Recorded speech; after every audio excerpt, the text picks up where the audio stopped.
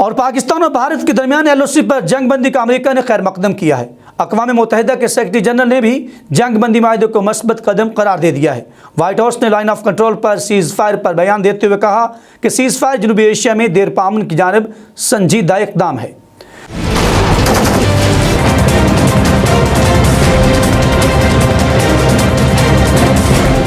Pak Bharat LOC पर seize fire की बहाली पर अक़वाम मुतहदा और अमेरिका का खैर मकदम।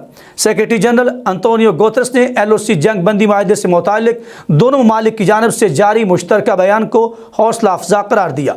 अंतोनियो गुतेरेस ने मजीद कहा कि उम्मीद है दोनों ममालिक में बातचीत की राह हमवार होगी। पाकिस्तान और भारत में जंग बंदी माहदा मस्बत कदम है। तर्जुमान व्हाइट हाउस में जेन साकी ने कहा कि जनूबी एशिया में इस्तेहकाम सब के मफाद में है। उन्होंने मजीद कहा कि अमेरिका चाहता है कि दोनों ममालिक पेशरफ्त को मजीद आगे बढ़ाएं।